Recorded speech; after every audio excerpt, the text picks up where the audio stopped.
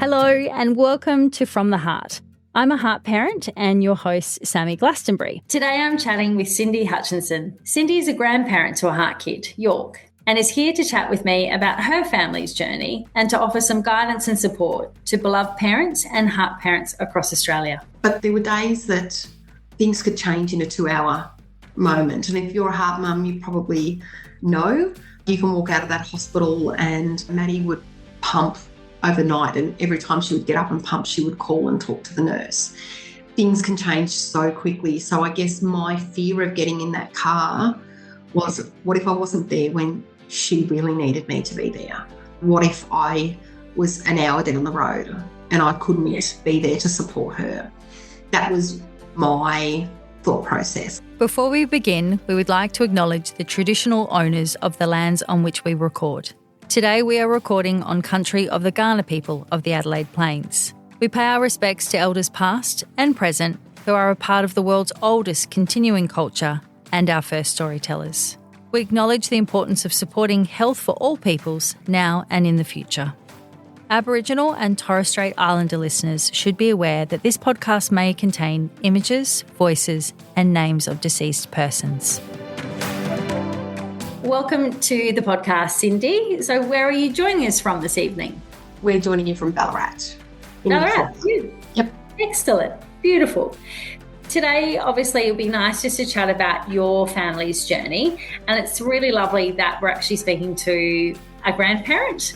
We speak to parents, we speak to doctors, surgeons, all different types of people in this world, but I think this is the first time speaking to a grandparent. So it's really lovely, I think, for a lot of people listening, and even just myself, to hear it from your perspective.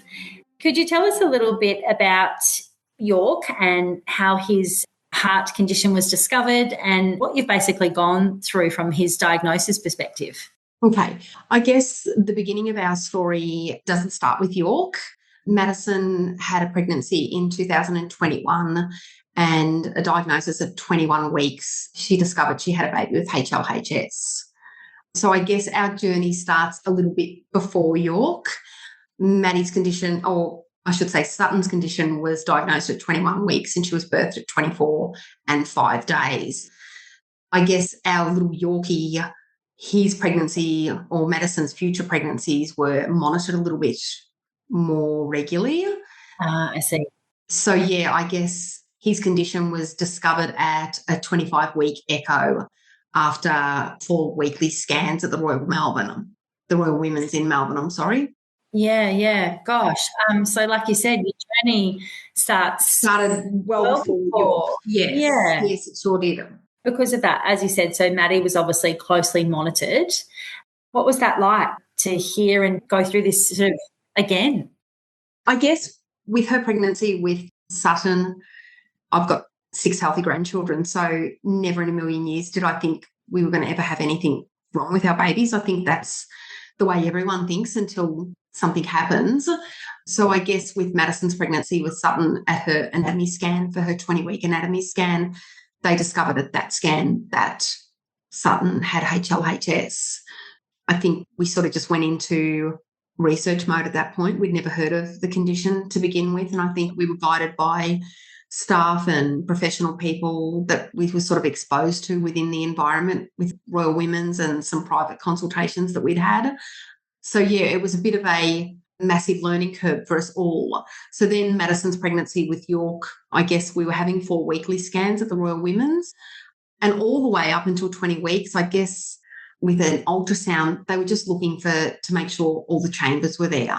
Yes. Yeah, so I guess we were sort of getting further and further along in the pregnancy and thinking, okay, everything's going okay. And then at 24 weeks, we had to go into that awful office at the Royal Women's. Again, the same office that we were sort of given Sutton's ultimate diagnosis, and we were told about York's diagnosis, which at that point in time was severe aortic stenosis. Wow. And like you just said, going to that, I feel it straight away when you say same that. Face, awful, same that awful cardiologist. Yeah. And I guess too, like for me, I was only going down as a support person. So Madison and her husband, Josh, had gone in for the consultation, and then I sort of heard the doors open. You're sort of on edge, waiting. And then I seen the cardiologist and he called me and I couldn't ask him questions because I just knew in my heart that something wasn't okay. Yeah. I guess I'm thinking, why would he come and get me otherwise? Yeah. We probably felt fairly blindsided, thinking that we'd already had all of these scans and feeling like everything was ticking along okay and we were finally going to get our happy ending. But that wasn't necessarily the case, unfortunately. No, gosh. And yeah, like you said, and nothing can stop that sinking feeling, can it? No. When, like you said, those instincts kick in and they almost don't even have to say the words. You just know. Yeah. That's dead right. And I guess too, we didn't have an understanding of conditions prior to Sutton. So we didn't know all of the terminology and we were truly guided by the professionals around us. And Sutton's condition, she had severe growth restriction and strongly recommended for a medical termination. And that's the path that my daughter and her husband went down. Fortunately, they were able to deliver a little bit on their own terms, and Sutton lived for an hour and a minute. So we were able to have an amazing delivery, an amazing evening, I guess, with her, with all of her loved ones around her. My Madison's older brothers come and met her, and we still had a really lovely delivery and felt really, really special. But then when you go back a year later and they're talking, you just can't fathom what that looks like. As I said, I think blindsiding was the way I felt at that point in time. I just thought, how have we got this far to now be told that, hey, things aren't okay? Yeah, that awful, and that, why? And why is it happening? And I guess too, when you get one diagnosis, they sort of go, oh, it's just dumb luck. There's probably no history or there's no reason to believe that it's genetic But then Maddi had also suffered a miscarriage between Sutton's birth and her pregnancy with York. Okay. There was a lot of trauma and a lot of unknown, I guess, just the frightening unknown. Yeah. So it was a very hard little couple of years or journey to get her to even that situation or that state. Definitely. And you're still very much on the journey. That's the other thing. Yes. Okay, so we know unfortunately, how things panned out with Sutton. So we're going to continue on, but what does continuing on look like? What does that look like? Yeah. What does that look like? And how are we going to be able to cope? Exactly, yeah. And I think obviously York's condition from research, when you look at the research, feels a lot more manageable than a HLHS diagnosis. We were looking at one surgery and maybe a 10-day, 2-week stay in hospital. Unfortunately, Yorkie was born at 35 and 5 days and at 2.2 kilos. That complicated where his pathway went, I guess. Yeah, okay. So you would have obviously started out basically in NICU then?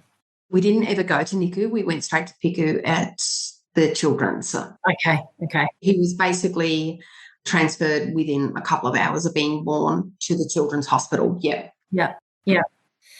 Oh, gosh.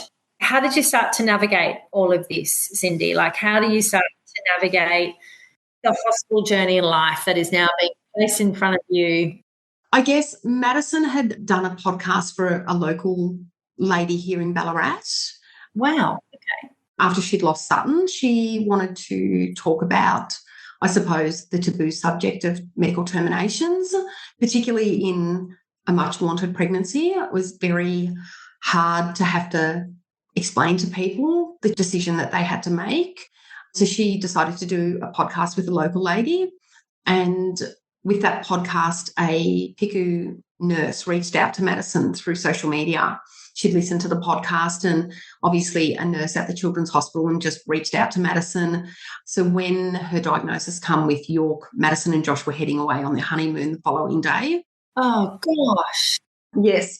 So she had an amniocentesis on the day of diagnosis, and then they flew to Hawaii the following day. Obviously, results and things were going to take a while to come back. Yeah. And nothing was going to change the diagnosis at that point. No. Unfortunately, Mads had in Hawaii, they were saying that it was a ruptured membrane. But once they got her back to Australia 3 days later, they felt as though it might have just been a leak from the amniocentesis. Yep. So that was at sort of 26 weeks. They sort of put her into the women's hospital for 10 days and just pumped her up with some antibiotics. But again, at that point in time, Gosh, there was a real risk that had he been born, that wasn't going to be a survival chance either. Like, he was going to be so little. The surgical part was so complex. I guess she's just had hurdle after hurdle. When Sarah reached out to Madison through her podcast in the later stages of York's pregnancy, Sarah actually come and done a paediatric first aid course at home with us. Okay. With all of our full family members, I guess, the people that were going to be looking after and caring for York. And I guess she gave us a real insight into what PICU was going to look like. Okay. She brought images of babies, what it would look like, how, I suppose, the process works.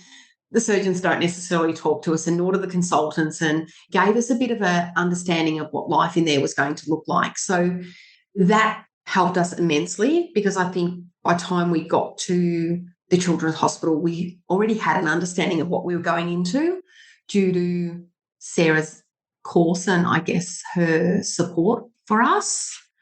So I think that really helped us. In regards to Yorkie's condition, we only researched it as much as we needed to, because we were under the impression that it was fairly mild type of condition. They would do the repair and ultimately he would live a relatively normal life, or as normal as a heart kid can live. But that was complicated by York's early delivery. Yeah, of course.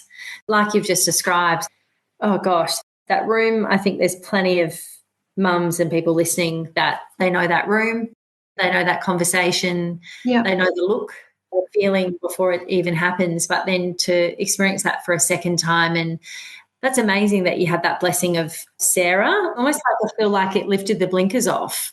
Well, you feel like the shroud from over your head going, where is this journey going? What is it going to look like? To have that, I suppose it's like the same thing they say, they try to prepare you for when you see your child after open heart surgery, and they say, okay, there's going to be tubes here and there's going to be this and then there's going to be all these sorts of things. But it still doesn't prepare you, but at least you don't go into a full state of shock when it happens. So then obviously York is born, he's born early, you're in PICU. At what stage now does the surgery happen? Does he have to get to a certain age or weight? Or there was always a sort of talk that obviously 3 kilos was where they liked babies to be to do open heart surgery. Obviously with Yorkie being born at 2.2, they went down the path of the biventricle repair, which was unsuccessful. And I think it was about day 14, they come to Madison and Josh and said, we basically need to go down the single ventricle pathway. Wow. That was realistically the only option at that point in time, was to start the process for the Norwood procedure, which I think Yorkie had at about day 14. Yeah. Which he had many, many complications from. There were so many days that it just didn't feel like I could get in the car and drive back to Ballarat, because I was so fearful that if I got to Ballarat, then by the time I got back there, something would have gone astray and I wouldn't be there for her and I wouldn't be there for York. So I just didn't go home. I just felt like until he was stable, we were all just staying there. I guess the reality with Sutton was we did go home without a baby, and we only got such a short amount of time with her. It opened our eyes up to nothing else really mattered except for York. So it didn't matter if it meant we didn't sleep or we didn't eat or we sat in the hospital for hours and hours on end. We were with him, and that was obviously our main priority, was to be with him and to support Madison and Josh as much as we could. So, Cindy, if we can talk about even just you sharing that you don't want to get in the car and you don't want to go back to Ballarat, what is it? Is it how precious life is, or is it guilt for your daughter? What is it that's driving, I suppose, just to hear it from a grandparent's perspective, of course, and also to a mother, that you're then seeing your child It's hard to fathom. Yeah, it is. The diagnosis at the Royal Women's at that 25-week echo, Madison is she's such a strong-minded. She just soldiers on. Like once she's got the information in her head, she just soldiers on. And I know when we got the diagnosis and then we had to go and have the amniocentesis, like Madison was just walking with such focus and such, I'm going here and I'm doing this and I'm going here and I'm doing that. But then when we come back and had to wait to see one of the doctors after her amniocentesis, Maddi broke down, and to sit and watch your daughter cry, knowing that there's nothing you can say or do to console her, is the toughest thing I've ever done as a parent. To watch them going through what is just so unfair. So I guess leaving Melbourne, because York was in those first, we spent 151 days in PICU. Wow. Between his Nord and his Glen surgery, we didn't leave PICU. The last probably 2 weeks, he was quite stable, but they felt as though we were just going to keep him there just to make sure that he stayed stable. But there were days that things could change in a 2-hour moment. And if you're a heart mum, you probably know you can walk out of that hospital and Maddi would pump overnight, and every time she would get up and pump, she would call and talk to the nurse. Things can change so quickly. So I guess my fear of getting in that car was, what if I wasn't there when she really needed me to be there? What if I was an hour down the road and I couldn't be there to support her? That was my thought process. Nothing else mattered. My work didn't matter. My family at home didn't matter. As I said, I've got another 2 sons and another 6 grandchildren, but they all just rallied and knew that where I needed to be was with Madison. So that was where my heart and my thoughts were. I needed to be with her. Yeah. It's like everything just disintegrates. Like I said, nothing matters. A car, a house, like you even said, just touched on earlier, food. You just don't care. No, you just live in that moment. Yeah. So you were there, you were saying, so you're in PICU for 151 days. Where's Josh? What's happening? What else is happening in the family? I guess for the first little while, we were all there. Yorkie was born in October, all like myself, Madison and Josh. We were very fortunate because of Madison's circumstances. When she delivered Sutton, we had a fabulous social worker that was enabled Madison to have an exemption for me and Paul, my husband, to be allowed to go into PICU because it was in COVID times as well. Oh, gosh. So you put that layer on it as well, COVID as well. Oh, yeah, so Yorkie didn't get to meet any of his loved ones until in January. Aunties, uncles, great-grandparents, no one until in January when he was out of PICU. I just stayed because I just couldn't leave, I guess. Obviously coming back and forth when needed, but Joshua also stayed most of the time as well. But in reality, Maddi and Josh were newly married. They'd just built a house. Josh is a builder. We had to keep life going because things just kept snowballing and something else would happen and then something else would happen. And it just didn't feel like there was an end day at some capacity. We just felt like every day, what's Yorkie going to throw at us today? He's very well known around the hospital. They call him the Notorious.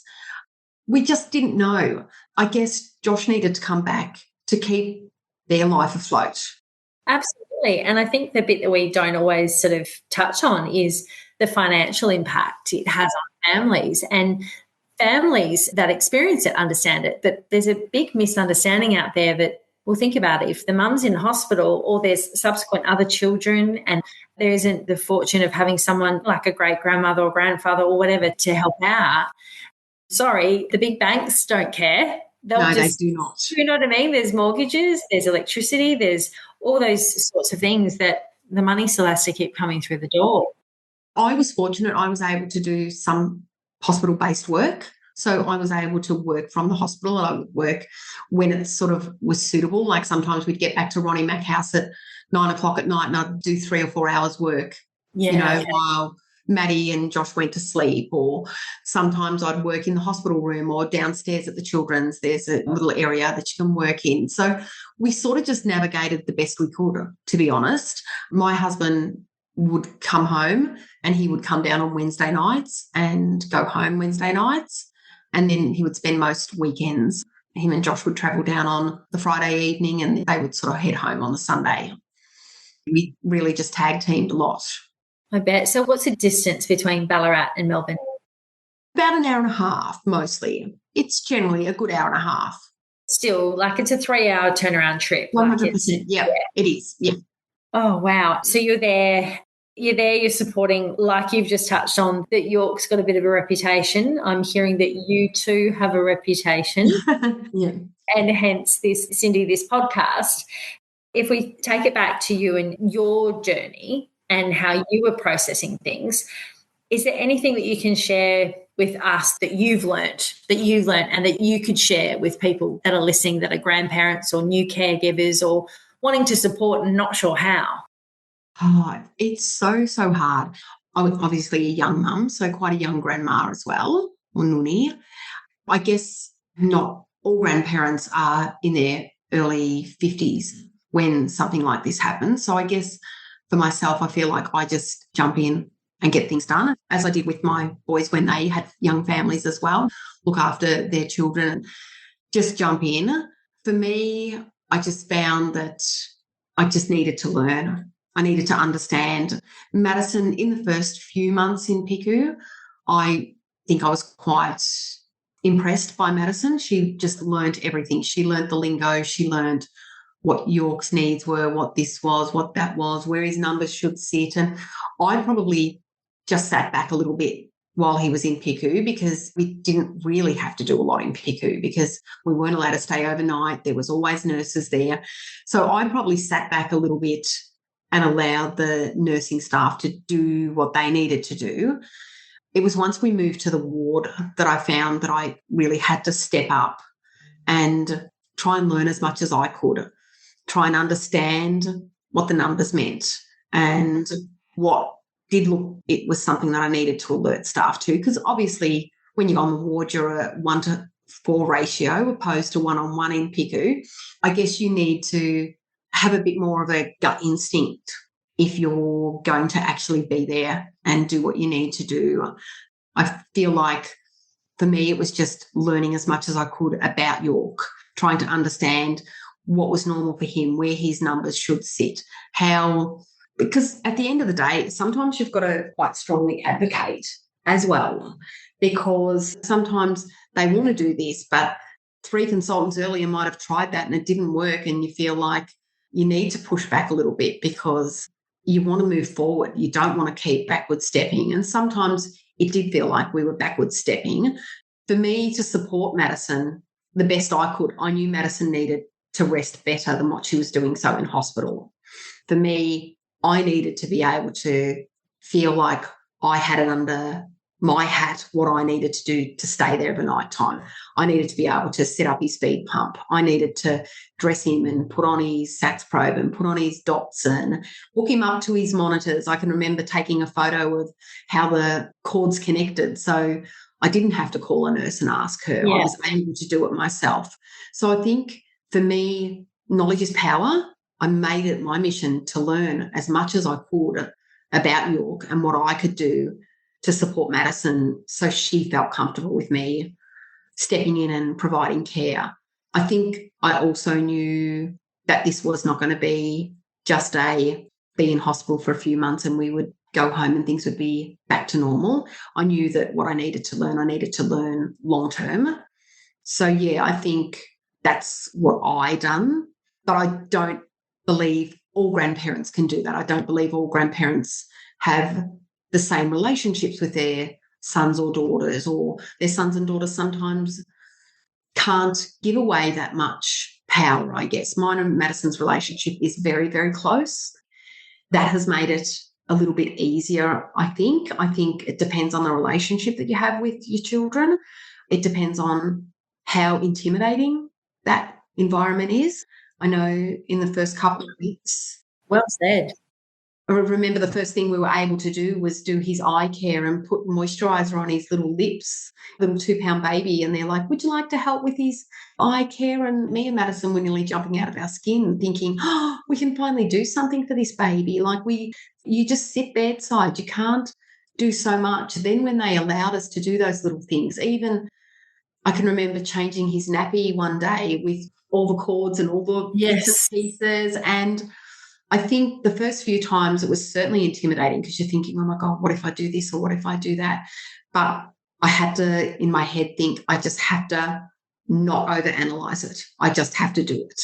I have to feel comfortable. I have to stop seeing all the other things and just see my grandchild. So I had to stop allowing the environment to intimidate myself. Amazing. And well said, Cindy, because again, it's so beautiful, this podcast, that we can be really vulnerable and really talk about what it's like. Because even just obviously earlier what you referenced with the room, knowing all of that, and even just that, you have to advocate, you have to find your voice. And like you said, it doesn't come naturally. It doesn't come easily. It doesn't come easily just because we're heart mums or heart grandparents or heart. It doesn't naturally come. It's a journey that we all have to navigate, and we all have to find that strength. And even just you saying before, we're seeing 3 different clinicians come in and try the same thing. We have all been there, and this isn't anything against any clinician because they're going through a list of, okay, we need to check this process. Exactly, we need to check this off if it's not that, and a process of elimination. But it's that point where you go, like you said, we have to move forward. But you already obviously had a very close relationship with Madison or Maddi. What's that like now? I can imagine the bond must be. Yeah. What we've been through didn't change us. It just would not be possible. Like, it has to.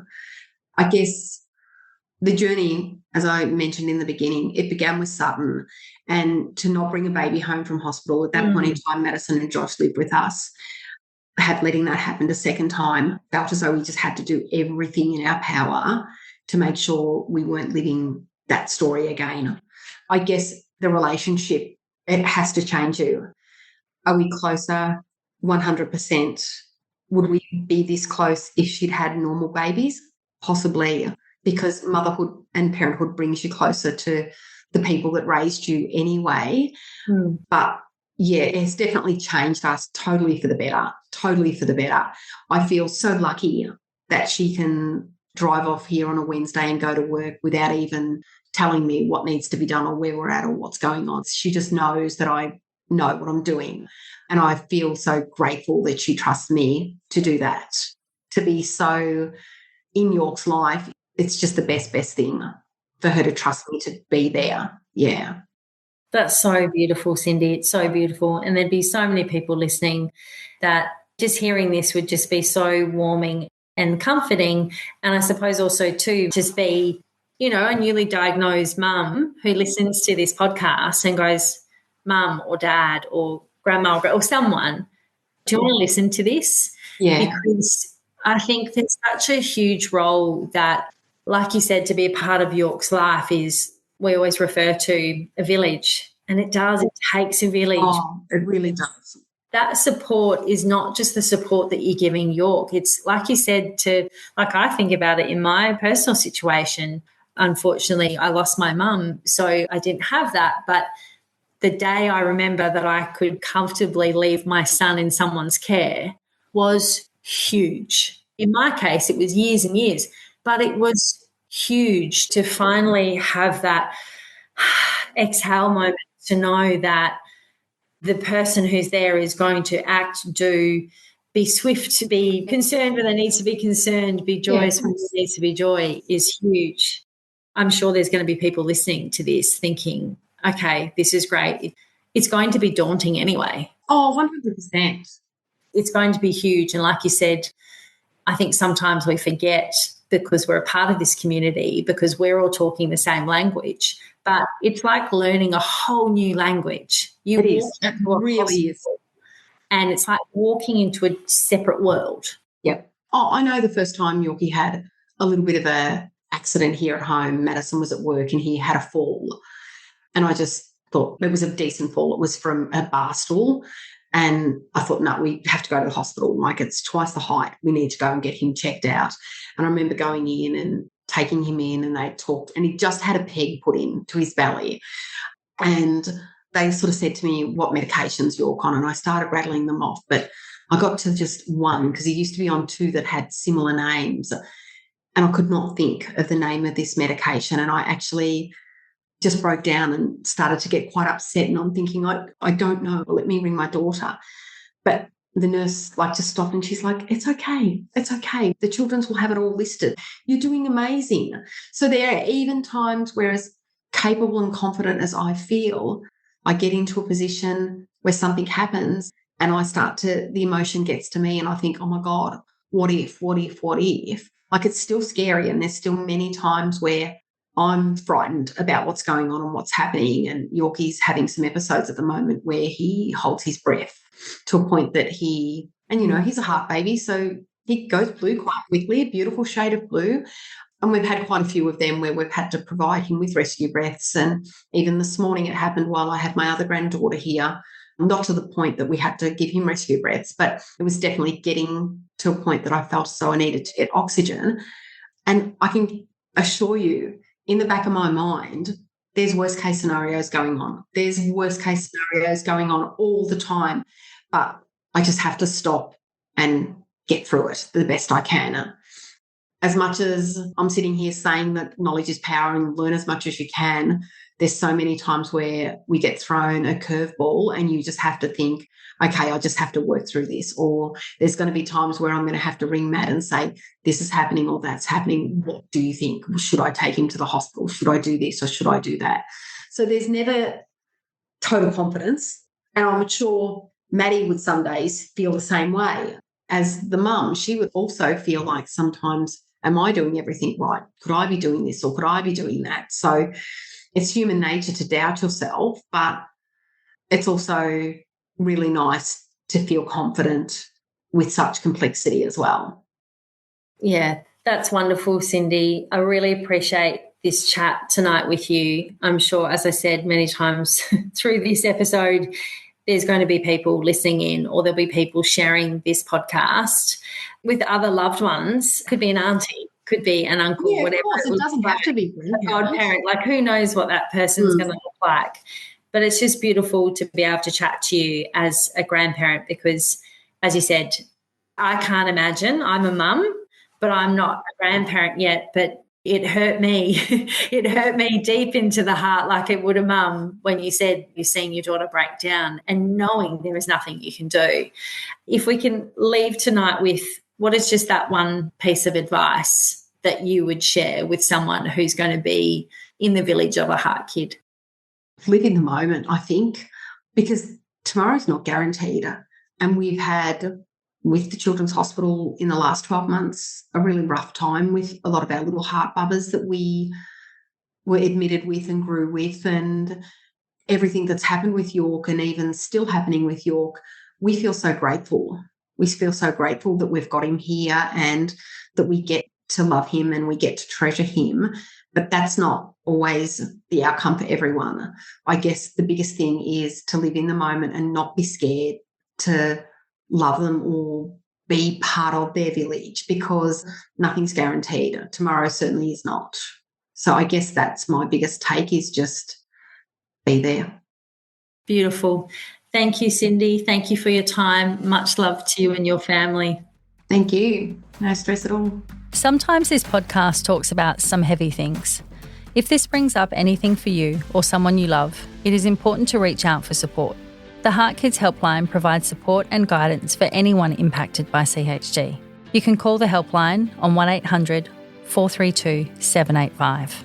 To access more information about CHD, as well as support from HeartKids, visit the website at heartkids.org.au. The information on this podcast is not a substitute for medical advice from your doctor or healthcare team.